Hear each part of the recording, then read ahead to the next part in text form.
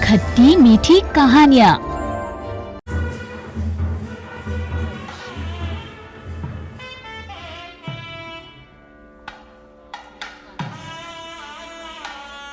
देखूं देखूं, मैं भी तो नई बहू रानी का चेहरा देखूं। चांद का टुकड़ा है या चांद का दाग? अरे ये तो अप्सरा है। लगता है स्वर्ग की अप्सरा ने धरती पर हमारे निलय से ब्याह करने के लिए ही जन्म लिया था।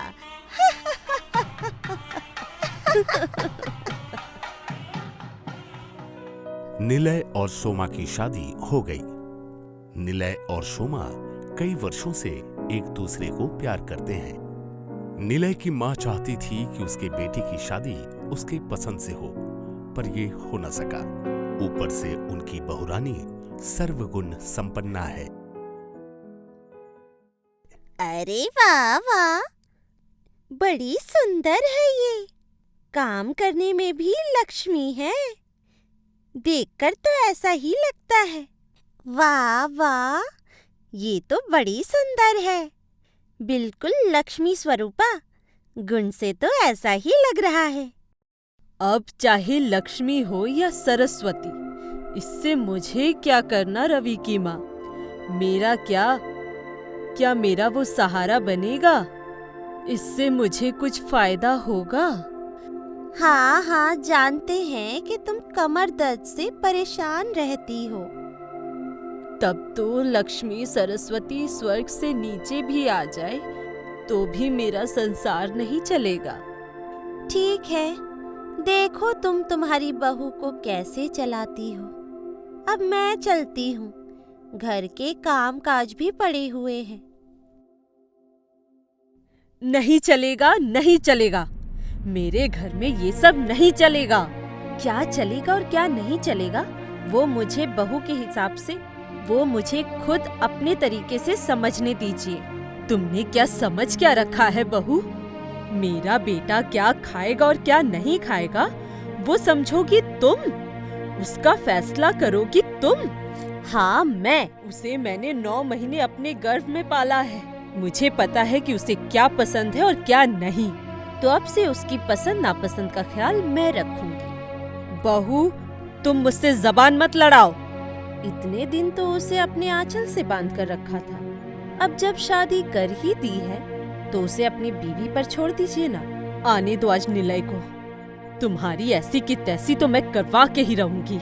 आने दीजिए, मैं भी देखती हूँ कि आज वो किसकी तरफदारी करता है, अपनी माँ की या अपनी बीवी की। बहुत घमंड है ना इसे। आज मैं भी देखूंगी कि इसका घमंड कैसे चूर चूर होता है।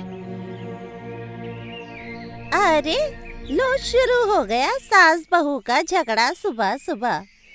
अब इस मोहल्ले में कौवे और चील भी नहीं बैठेंगे। क्या बोलती हैं बुआ आप? निलय की माँ इतनी सुंदर बहू को भी बर्दाश्त नहीं कर पाती, करेगी भी कैसे? अपनी सास को जब नहीं बर्दाश्त कर पाती थी तो। अरे ओ निलय की माँ, इतना चिल्ला क्यों रही हो? तुम सबको भी सिर्फ मेरी ही आवाज सुनाई दी। किसी ने बहू का चिल्लाना तो नहीं सुना? अरे छोड़ देना, नई बहू है और नई तो सभी की बहू आती है बुआ, लेकिन कोई इस तरह सर पर नहीं बैठ जाता। जाइए जाइए, आप लोग अपना काम कीजिए। मेरे घर के मामले में नाक अड़ाने की कोई जरूरत नहीं है। जाइए यहाँ से।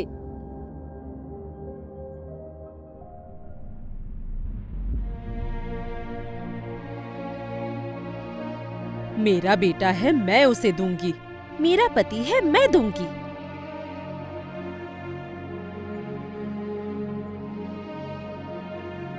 उफ, तुम लोग बंद करो ये सब।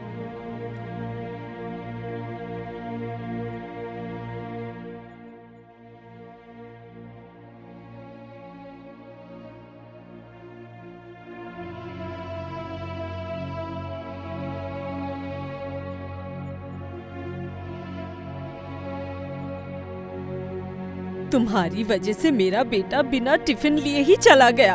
आपकी वजह से मेरा पति बिना टिफिन लिए चला गया। आने दो आज निलय को, आज तो तुझे सबक सिखा के ही रहूंगी। आने दीजिए, आप भी देखिए कि क्या होता है।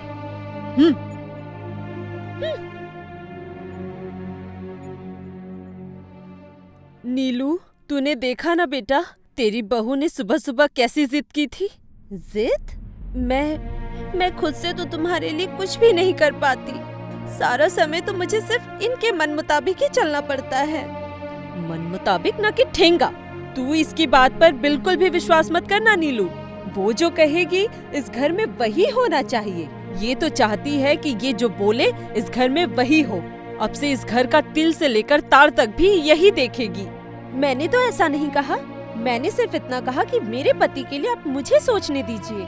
तू ही बता नीलू, इस घर को मैंने अपनी सारी जिंदगी देकर कितने मन से सजाया है, संवारा है।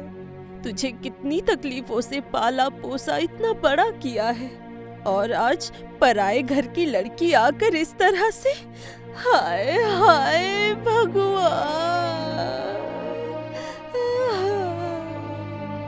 तब तो फिर अपने बेटे की शादी ना ही करवाती और अपने आंचल से ही बांध कर रखती उसे। एक तो शादी करके बहू लाती है और चाहती है कि बेटा आपकी बात सुने। ऐसा होता है क्या? बाप रे, ये तो अजीब मुसीबत है। ये दोनों तो कुत्ते बिल्लियों की तरह आपस में लड़ रहे हैं। नीलू, कुछ बोल ना बेटा। क्यों जी, कुछ कहते क्यों नहीं? ना ही मैं माँ को कुछ कह पाता हूँ और न ही बीबी को समझा पा रहा हूँ। अब क्या करूँ मैं? एक तरफ कुआं तो दूसरे तरफ खाई। नहीं, मुझे यहाँ से भागना ही पड़ेगा। अगर मुझे इस झमेले से निकलना है तो मुझे भागना ही पड़ेगा। बेटा नीलय, भाग जा, जल्दी से भाग जा।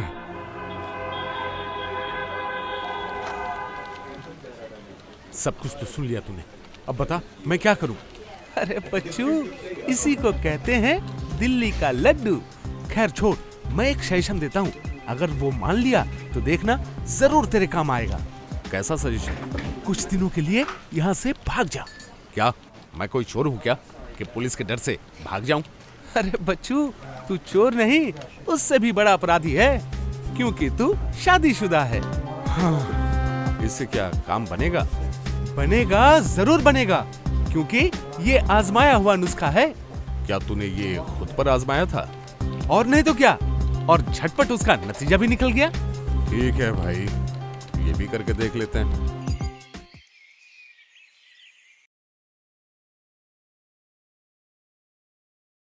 सुनो तुम दोनों, कान खोलकर सुन लो। मैं तुम दोनों के झमेले से अब तंग आ चुका हूं, इसलिए मैंने तय किया है कि मैं ये घर छोड़कर चला जाऊंगा। कहां जाऊंगा, कब लौटूंगा, ये मुझे खुद भी नहीं पता, और मैं किसी को बताना भी नहीं चाहता। जा रहा हूं मैं।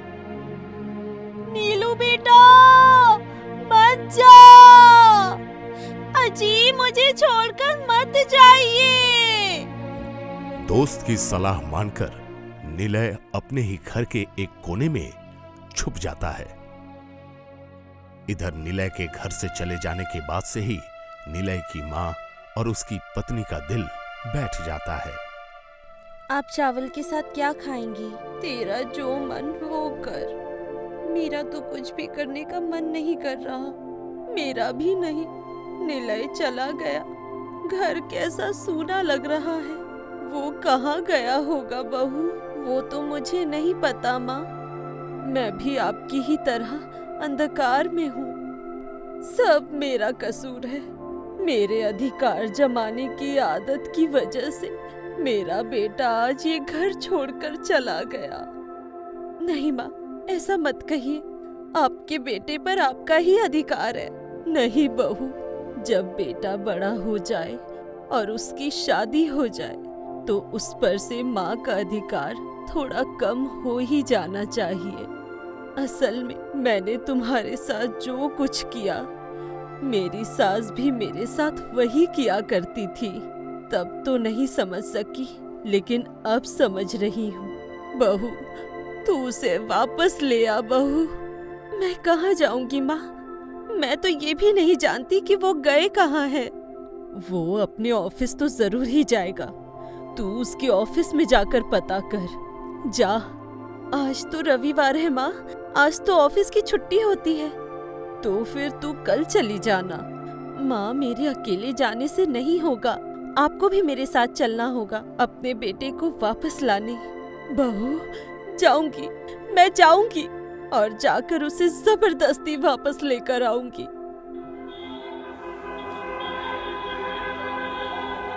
जाओ बहू, अंदर जाओ। नहीं माँ, मैं अकेले नहीं जाऊंगी। इतना बड़ा ऑफिस देखकर तुझे डर लग रहा है ना? डरने की क्या बात है, आप तो हैं ही मेरे साथ। चलिए।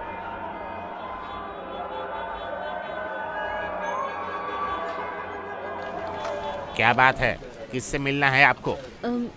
निलय मुखर्जी। ठीक है, आप लोग यहीं पर बैठिए, मैं अभी बुलाकर लाता हूँ।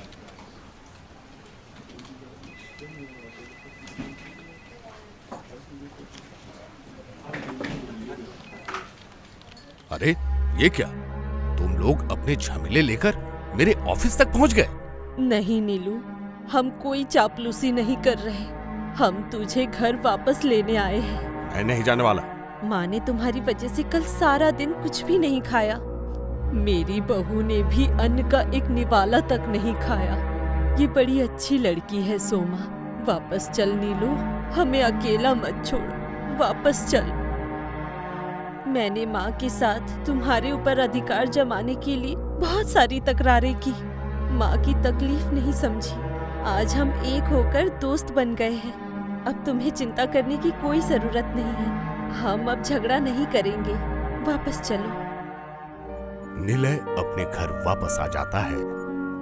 अपनी माँ और पत्नी के बीच यह प्रेम देखकर वो बहुत खुश होता है। अब उसके परिवार में शांति का माहौल है। जामनगर नाम का एक शहर था जहां अजय, उसकी पत्नी सरिता और उनके 2 बच्चे राहुल और रिया साथ रहते थे। अजय और सरिता आपस में बात करते हैं। सरिता, राहुल की शादी की एज हो गई है और राहुल के लिए एक लड़की सोनम का रिश्ता भी आया है। तुम कहो तो बात आगे बढ़ाऊं? जी बिल्कुल, देर किस बात की? अरे कल ही बुलाइए सबको घर पे। कुछ महीने बाद राहुल और सोनम की शादी हो जाती है। दोनों साथ बहुत खुश रहते हैं। एक दिन राहुल, सोनम और रिया साथ बैठे थे। रिया, मेरे लिए एक गिलास पानी ले आ। जी भैया, अभी ला रही हूँ। रिया, ये कैसे कपड़े पहने हैं तुमने? तुम्हारे पास कोई ढंग के कपड़े नहीं है। पर भैया सुनिए तो। कुछ नहीं सुनना मुझे, जाओ और अभी कपड़े बदलो। ऐसा कई बार होता है कि राहुल और सोनम साथ होते हैं और रिया आती है तो उसका भाई उसे किसी भी बात पे डांट देता है। तो रिया को लगता है कि जरूर उसकी भाभी ही उसके भाई के कान भर रही है और अपनी तरफ कर रही है। एक दिन आज भैया के दोस्त आ रहे हैं। बहुत भड़काती है ना ये भैया को मेरे खिलाफ। आज देखना, इनके खाने में मैं नमक डाल दूंगी, तब पता चलेगा जब भैया इन्हें भी डांटेंगे। क्या हुआ रिया? कुछ नहीं भाभी, आप परेशान मत होइए, मैं यहाँ रसोई संभाल लूंगी। आप जाइए, तैयार हो जाइए।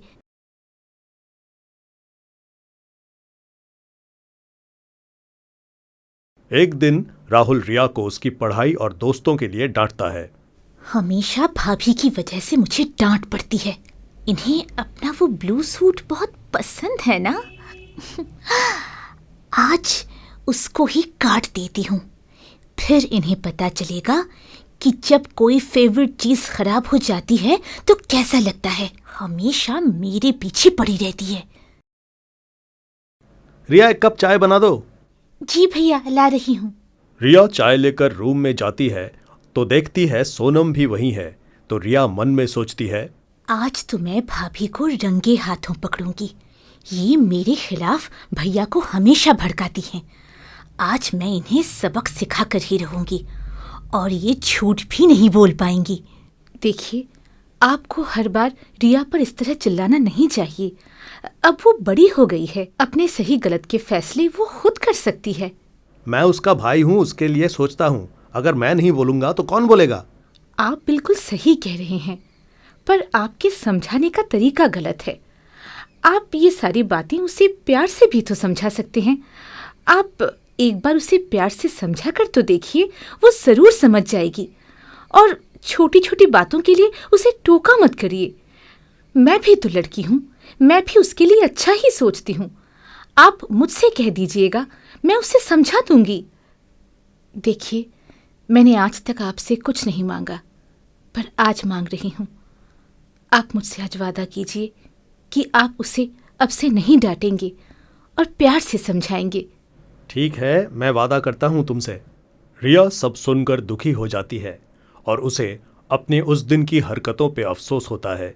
इसलिए वो अपनी भाभी के पास जाती है और उनसे कहती है, भाभी, आई एम सो सॉरी। अरे क्या हुआ रिया, तुम मुझसे सॉरी क्यों बोल रही हो? तुम तो मेरी प्यारी सी बहन हो, मेरी दोस्त हो तुम। नहीं भाभी, मैंने आपके बारे में बहुत गलत सोचा। मुझे पता नहीं था कि आप मेरे लिए इतना अच्छा सोचती हैं। कोई बात नहीं रिया, कभी कभी हमें गलतफहमी हो जाती है। मुझे एक बात और कहनी थी आपसे भाभी। हाँ बिल्कुल कहो रिया, तुम्हें जो भी कहना है। देखो, मैं तुम्हारी भाभी बाद में हूँ, पहले मैं तुम्हारी दोस्त हूँ। भाभी, उस दिन जब भैया के दोस्त आए थे ना, तो मैंने आपके खाने में नमक डाल दिया था। अच्छा, ये तो तुमने बहुत अच्छा किया। पता है, मैं तो उस दिन खाने में नमक डालना ही भूल गई थी। थैंक यू रिया। भाभी, एक बात और बतानी थी मुझे आपको। और क्या शैतानी की है तुमने? भाभी, वो आपकी जो फेवरेट सूट थी ना, उसे चूहे ने नहीं कुतरा था। वो तो मैंने ही गुस्से में उसे काट दिया था। कोई बात नहीं, चलो अब ये सब छोड़ो। अब बताओ, अब तो दोस्त हैं ना हम? हाँ भाभी। सारी गलतफहमियां दूर होने के बाद अब ननद और भाभी बहुत अच्छे दोस्त बन चुके थे। रक्षाबंधन के दिन सोनम को अपने घर जाना होता है। तभी सोनम की सास कहती है, बहू, आज मेरे भैया और भाभी आ रहे हैं, तो तुम उनके लिए ना अच्छी सी डिश बना देना। और हाँ, कुछ मीठा भी बना देना बहू। जी माँ जी। भाभी, आपके भी तो भाई हैं, और मैं जानती हूँ आप अकेली इतना सारा काम नहीं कर पाएंगी, और आपको भी तो राखी मुहूर्त में बांधनी चाहिए। इसलिए आज मैं आपकी हेल्प करूँगी ताकि आप जल्दी फ्री होकर चली जाएं। ठीक है रिया, तुम मिठाइयाँ बना दो। दिन गुजरते हैं और ननद और भाभी की दोस्ती गहरी होती जाती है। दोनों एक दूसरे का साथ देते हैं। एक दिन रिया अपनी भाभी को अपने दोस्त रोहन से मिलवाती है और कहती है, भाभी, आज ना पार्टी है और मैं भी जाना चाहती हूँ।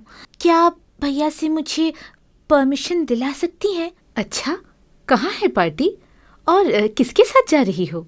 भाभी, मैंने आपको रोहन से मिलवाया था ना, उसी के साथ जाना है। और पार्टी भी बस यहीं पास के ही एक रेस्टोरेंट में है। मैं टाइम से घर आ जाऊंगी भाभी, प्रॉमिस। पर रिया, मैंने तो तुम्हें उस दिन भी समझाया था कि मुझे ये लड़का बिल्कुल भी अच्छा नहीं लगता और इसकी नीयत भी अच्छी नहीं है। पर भाभी, मैं प्रॉमिस करती हूँ मैं टाइम से आ जाऊंगी, और वहाँ तो और भी लोग होंगे, मैं अकेली नहीं होंगी भाभी। प्लीज़ मुझे परमिशन दिला दीजिए ना भाभी, प्लीज़ प्लीज़। अच्छा ठीक है, जाओ, मैं भैया से कह दूंगी। पर हाँ, टाइम से घर वापस आ जाना, समझी? सोनम को कुछ ठीक नहीं लगता, इसलिए सोनम राहुल को बताकर रिया के पीछे पीछे उस पार्टी में पहुंच जाती है और वहां देखती है कि रोहन रिया की कोल्ड ड्रिंक में कुछ गोली मिला रहा है। तभी सोनम जल्दी से रिया के पास जाती है और कहती है, रिया रुको, तुम ये कोल्ड ड्रिंक नहीं पियोगी। अरे भाभी, आप यहाँ आई क्यों और कैसे? और कोल्ड ड्रिंक ही तो है, आप मुझे मना क्यों कर रही हैं पीने के लिए? नहीं रिया, ये कोल्ड ड्रिंक आज तुम नहीं, ये खुद पिएगा। चलो रोहन, पियो कोल्ड ड्रिंक। भाभी, अब आप मेरे दोस्त की इंसल्ट कर रही हैं। रिया, मुझ पे भरोसा रखो। क्या हुआ रोहन, पियो कोल्ड ड्रिंक, रुक क्यों गए? पता है रिया, ये तुम्हारी ड्रिंक में नशे की दवाई मिलाकर तुम्हें पिलाना चाहता था ताकि तुम्हारा गलत फायदा उठा सके, और मैंने इसे देख लिया। इसलिए जब मैंने इसे कोल्ड ड्रिंक पीने के लिए कहा तो ये भागने लगा। भाभी, थैंक यू सो मच। अगर आज आप वक्त पर नहीं आती तो पता नहीं क्या हो जाता। एंड सॉरी भाभी, मुझे आपकी बात मान लेनी चाहिए थी। रिया, मैंने तुमसे कहा था ना कि मैं भाभी से पहले तुम्हारी बेस्ट फ्रेंड हूँ। इसलिए ये तो दोस्तों का फर्ज होता है कि अगर उसका दोस्त कहीं फंसे तो उसे वहां से निकाल लो। And Riya, just chill dear.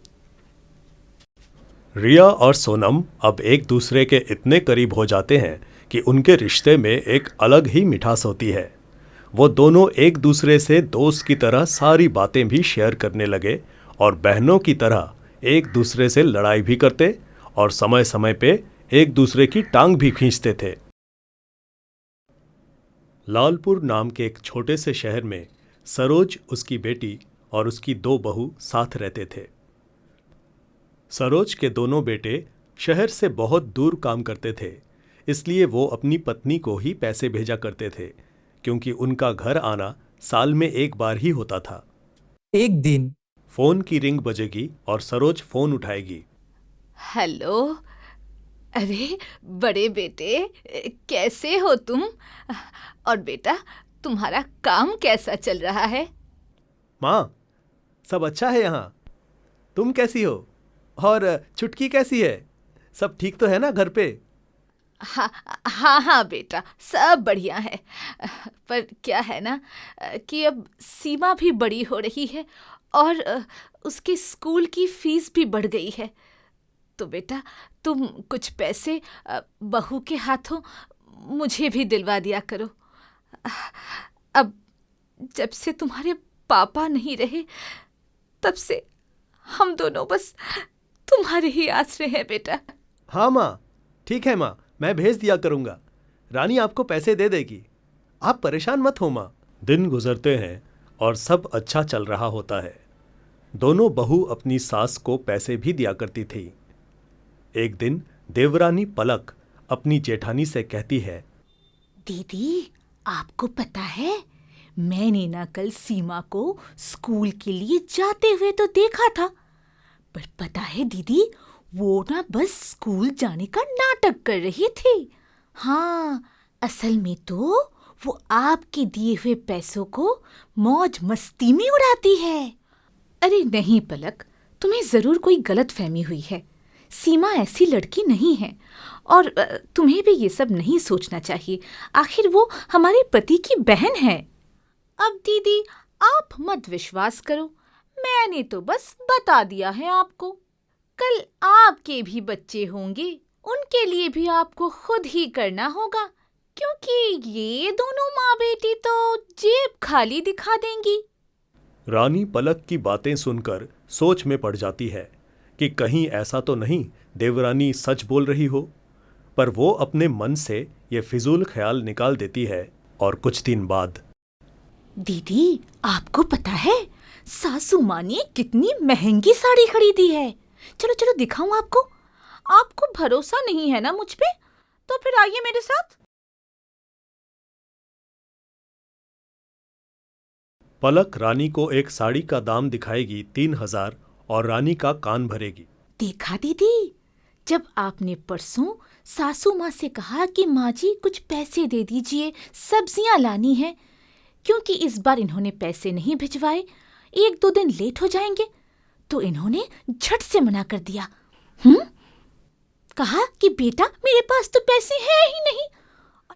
और अब देखो, 3000 की साड़ी खरीदने के लिए पैसे कहाँ से आ गए? तुम हमेशा गलत क्यों सोचती हो पलक? माँ जी भला ऐसा क्यों करेंगी? अगर वो सब्जी के लिए मना कर देंगी पैसे नहीं हैं कहकर, तब तो सीमा भी भूखी रह जाएगी ना। कुछ दिन बाद सीमा रानी के पास रूम में जाएगी। बड़ी भाभी, कुछ पैसे दे दीजिए ना, कल ट्यूशन की फीस भरनी है, और एक नया सूट भी दिलवा दीजिए ना बड़ी भाभी। ये लो सीमा ट्यूशन की फीस, और सूट मैं कुछ दिनों बाद दिला दूंगी। सीमा रूम से चली जाती है। अरे दीदी, अब तो भरोसा कर लो मुझ पे कि ये दोनों माँ बेटी आपसे पैसे लूटते हैं। पलक बस करो, और अब आज के बाद से ये सब बातें मुझसे दोबारा मत करना। अरे वो भी तो तुम्हारे हैं। ठीक है दीदी, पर आपके पति से ज्यादा पैसे और मेरे पति से कम पैसे क्यों लेती हैं, ये भी तो सोचना जरा। ऐसा ना हो कि आप मुझसे कहो कि मैंने आपको कुछ बताया ही नहीं। पलक, अब तुम जाओ यहाँ से, और मुझे इस बारे में अब कुछ नहीं सुनना। कुछ दिन बीत जाने के बाद पलक के इसी तरह हर बार बहकाने से अब रानी को भी पलक की बातों पर विश्वास होने लगा था, और वो अकेले में बैठे सोचने लगी। तभी पलक रूम में आती है। क्या बात है दीदी, क्या सोच रही हो? कोई बात हो तो वो मुझे बता सकती हो। क्या पता मैं आपकी हेल्प कर दूं। अरे नहीं नहीं, कोई हेल्प नहीं चाहिए। मैं बस ऐसे ही सोच रही थी। तुम जाओ। दीदी, आखिर मेरी बातों का जादू तो चल ही गया है आप पर, और मैं जानती हूँ कि आप मुझे ऐसे नहीं बताएंगी, पर मेरा नाम भी पलक है। बातें तो मैं आपके मुंह से उगलवा कर ही रहूंगी। अच्छा दीदी, तो मैं चलती हूँ। पर एक मैं ही हूँ जिससे आप सब कुछ शेयर कर सकती हैं।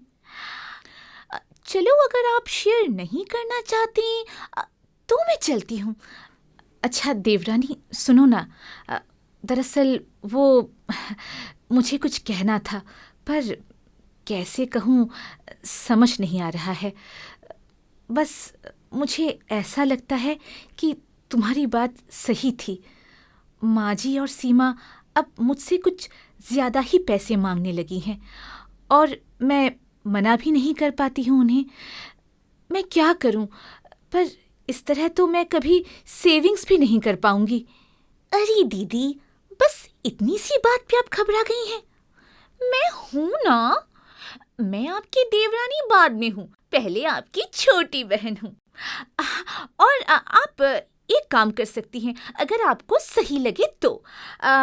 आपके पास जो भी एक्स्ट्रा पैसे होते हैं ना, वो आप मुझे दे देना, मैं अपने पास रख लूँगी। और आप माँ जी से कह दीजिएगा कि आपने मुझे दे दिए हैं किसी बहुत ज़रूरी काम के लिए, और फिर जब वो मुझसे मांगने आएंगी तो मैं मना कर दूंगी। मेरे पास आपके पैसे भी सेव हो जाएंगे और किसी को बुरा भी नहीं लगेगा।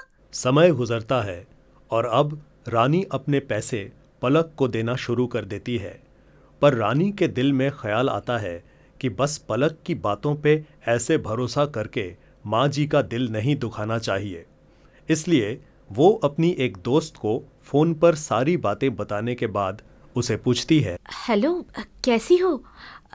अच्छा सुनो ना, मैं किसी बड़ी परेशानी में फंसी हूँ और मैंने कुछ प्लान बनाया है। क्या तुम मुझे बता सकती हो कि ये प्लान सही है या नहीं? हाँ हाँ बिल्कुल रानी, बताओ ना, क्या प्लान है? पलक रानी के कमरे के बाहर छुप के बातें सुन रही है। मैंने सोचा है कि मैं हाथ में कुछ पैसे लेकर आंगन में जाऊंगी और वहाँ एकदम से बेहोश होकर गिर जाऊंगी। फिर देखती हूँ कि माँ जी आकर पहले मुझे उठाती हैं या फिर पैसों को, और इससे मुझे सब कुछ साफ साफ पता चल जाएगा, है ना? बिल्कुल सही प्लान है। अगर वो लोग लालची होंगे तो 1 मिनट में मालूम पड़ जाएगा। अगले दिन रानी आंगन में एक हाथ में पैसे लेकर जाती है और अचानक से गिर जाती है और पैसे भी जमीन पर गिर जाते हैं। पर सासू माँ और ननद दोनों जल्दी जल्दी पैसे उठाने लगते हैं और पलक रानी को उठाकर कमरे में ले जाती है। देखा दीदी, आपको उठाने की जगह ये लोग पैसे उठा रहे थे। कितने बेशर्म हैं ये लोग। हाँ पलक, तुम बिल्कुल सही कहती हो। अब आज के बाद से मैं इन्हें एक पैसा तक नहीं दूंगी अपने पति की मेहनत की कमाई का। कुछ समय बाद रानी की तबीयत बहुत खराब हो जाती है और वो पलक से अपने पैसे मांगती है, पर पलक रानी से झूठ बोलकर कि ननद ने सारे पैसे चुरा लिए और रोने का नाटक करके उसे उसके पैसे नहीं देती। सासू माँ सब सुन लेती है और रानी को बुलाती है। रानी बेटा, तुम्हारी देवरानी बहुत तेज है, अभी तुम नहीं जानती हो उसे। उस दिन जब तुम बेहोश होकर आंगन में गिर गई थी तो तुम्हारे पैसे पानी में गिर गए थे, इसलिए मैं और सीमा उन्हें उठा रहे थे ताकि वो फट ना जाए और तुम्हारा नुकसान न हो। चलो बेटा, जो भी हुआ कोई बात नहीं, ये साड़ी लो और ये कुछ पैसे रख लो, मैंने जोड़े थे, आज तुम्हारी बीमारी में काम आ जाएंगे। रानी को अपनी गलती का एहसास होता है और वो अपनी सास से माफ़ी मांगकर उनके पास पलक को रंगे हाथ पकड़ने का प्लान बनाती है ताकि सीमा पे लगा चोरी का इल्ज़ाम हट सके। रानी पलक के रूम में वीडियो रिकॉर्डिंग लगा देती है जिसमें पलक की बात रिकॉर्ड हो जाती है। इतनी बेवकूफ है दीदी। आज पैसे भी है मेरे पास और सारे लोग भी, और दीदी के पास ना तो पैसे हैं और ना ही सासू माँ और सीमा। सरोज सबको बुलाती है और पलक की टेप की हुई आवाज़ सुनाती है। पलक बहुत शर्मिंदा होती है और सबसे माफ़ी मांगती है और रानी के पैसे भी वापस कर देती है। और फिर दिवाली का त्योहार भी आ जाता है और सरोज के दोनों बेटे और सब साथ मिलकर खुशियां मनाते हैं। जानती हूँ माँ, सर कहते हैं कि मैं बहुत अच्छा रिजल्ट करूँगी। लेकिन तेरे पिताजी तो छोटे से खेत में काम करके तुझे आज तक पढ़ाया लिखाया है, अब उनसे नहीं होगा बेटा। लेकिन मैं तो अभी और पढ़ना चाहती हूँ माँ। हम जैसे गरीबों के घर में जो चाहिए वो मिलता है क्या? माँ, मेरे हाथ की कला भी तो बहुत अच्छी है, मैं तो गुड़िया बनाना जानती हूँ, हो सके तो वही बेचकर। इस गांव में कौन तुम्हारा गुड़िया खरीदने वाला है? कल शाम को घर में तुम्हें देखने के लिए लड़के वाले आने वाले हैं। लड़का एक प्राइवेट नौकरी करता है, बहुत अच्छा घर है। अगर वहाँ पर शादी हो गई तो पूरी जिंदगी आराम से बीतेगी। तैयार रहना कल।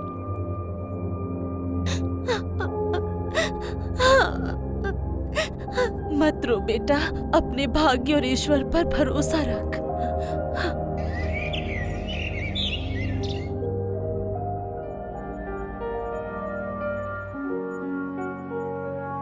हमें आपकी बेटी पसंद है, लेकिन हमारा बेटा बहुत पढ़ा लिखा है और आपकी बेटी सिर्फ 12वीं पास है। आप लोगों की हालत देखकर भी ऐसा नहीं लगता कि आप लोग कुछ दे सकेंगे। तो इसके अलावा हमारे पास जो कुछ भी है उसमें आपकी बेटी सुखी रहेगी। देखिए, हमारे बेटे को बीच बीच में ऑफिस के काम से पार्टी में जाना पड़ता है, बाहर जाना पड़ता है। हमारे घर में ये सब ही चलता है। आपकी बेटी को ये सब मानने में कोई आपत्ति तो नहीं? हाँ हाँ, आप एकदम चिंता ना करें। मेरी लड़की भले ही एचएस पास है, लेकिन बहुत ही समझदार है। ठीक है, अगले महीने की 17 तारीख को एक शुभ मुहूर्त है, उसी दिन शादी तय कर देते हैं। ठीक है, ऐसा ही होगा।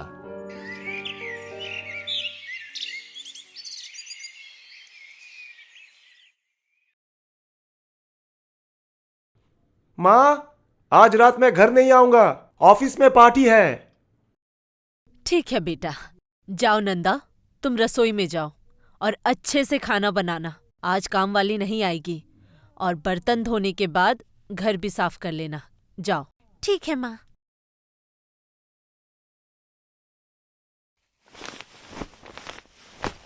अरे दीदी, तुम घर क्यों साफ कर रही हो? माँ ने कहा तुम आज नहीं आओगी। हाँ, तुझे कल से आने की जरूरत नहीं है। नंदा ही आज के बाद घर के सारे काम कर लिया करेगी। बड़ी अजीब औरत है। घर की बहू और घर की नौकरानी क्या एक ही होती है? तू तू ऐसे मत बोल, मैं इस घर में काम करने ही तो आई हूँ। छी, ऐसे मत बोलो। लेकिन जाने से पहले एक बात कह देती हूँ, भैया को अपना बना लो। तेरे भैया तो मेरी बात ही नहीं सुनते, मुझे तो वो कुछ समझते ही नहीं। क्या हुआ, तू गई नहीं अभी तक? कहा ना मैंने, हमें तेरी और जरूरत नहीं है। बर्तन धो लिए? धोने जा रही हूँ माँ। अभी तक धोया नहीं? जल्दी जल्दी अपने हाथ चला, ये तेरा घर नहीं है। जा, जल्दी जा।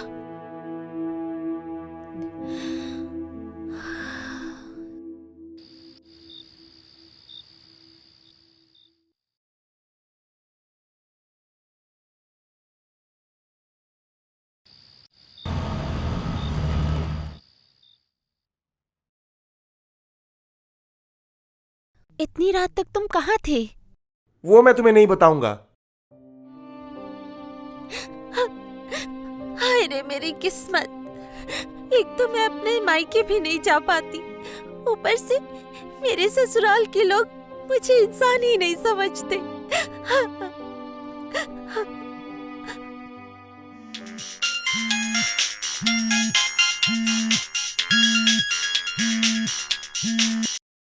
क्या कह क्या रहे हैं आप? कहा? कब? क्या हुआ माँ?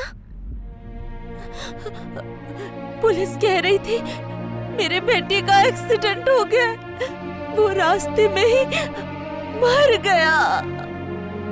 माँ!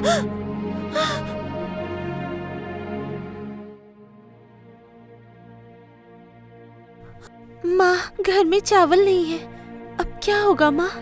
मुझे नहीं पता बहू, सारे पैसे तो खत्म हो गए।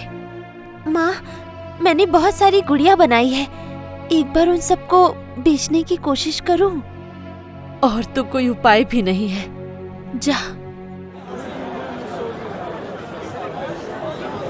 गुड़िया ले लो गुड़िया, कम दाम में बड़ी सुंदर गुड़िया। गुड़िया ले लो गुड़िया। माँ, माँ देखो कितनी सुंदर गुड़िया है, मुझे खरीदो ना माँ।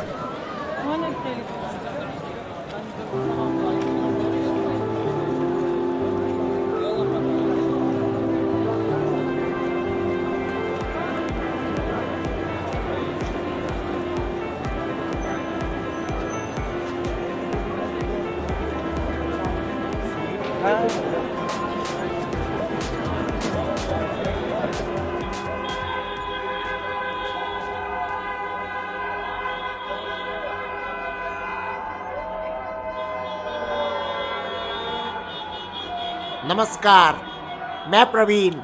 मैं आपसे गुड़िया खरीदना चाहता हूँ, ज्यादा दाम देकर। ज्यादा दाम क्यों? क्योंकि ये गुड़िया विदेश भेजी जाएंगी। मेरी गुड़िया अपने देश के साधारण बच्चों के लिए है, ना कि विदेश के लिए। चलती हूँ, नमस्कार।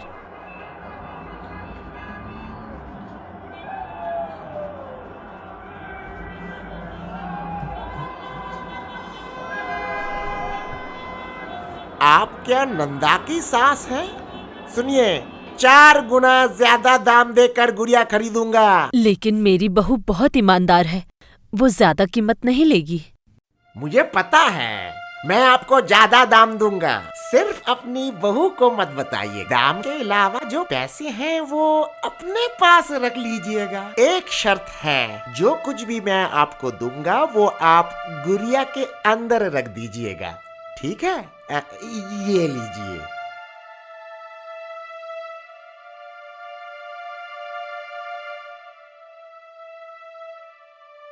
बहू, एक आदमी आएंगे 5 गुड़िया लेने। हफ्ते के हर 3 दिन बाद वो गुड़िया लेने आएंगे।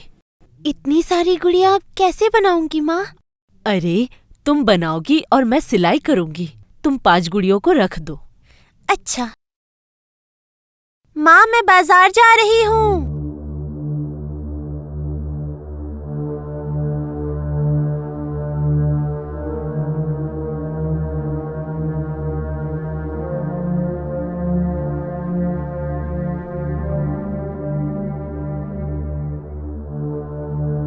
अरे, कितने सारे पैसे, कितने सारे पैसे हैं।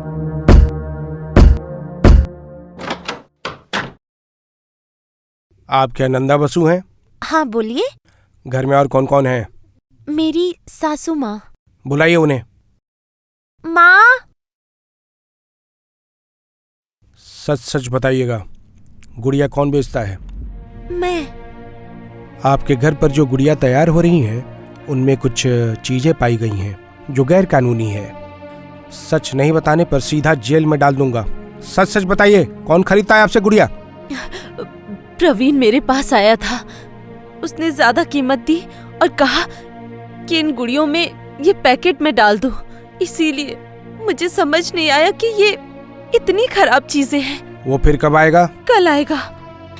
सर मुझे समझ नहीं आया, आप मुझे कुछ वक्त दीजिए, मैं वादा करती हूँ मैं उसे जरूर पकड़ाऊंगी। कैसे? आप लोग छुप जाइएगा, उसके आते ही मैं आप लोगों को संकेत दूंगी। आप लोगों को देखकर वो यहाँ नहीं आएगा। ठीक है, हमें मंजूर है।